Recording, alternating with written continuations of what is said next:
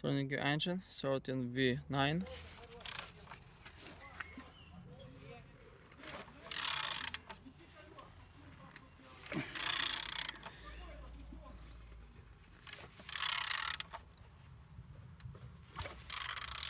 It's running good.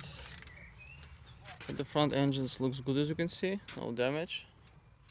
Compressor look nice. Focus on altimeter, looking good. And on this side, engines looks good, in good conditions. Engines turbo.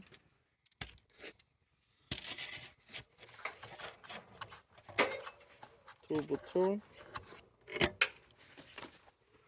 Starter, no damage.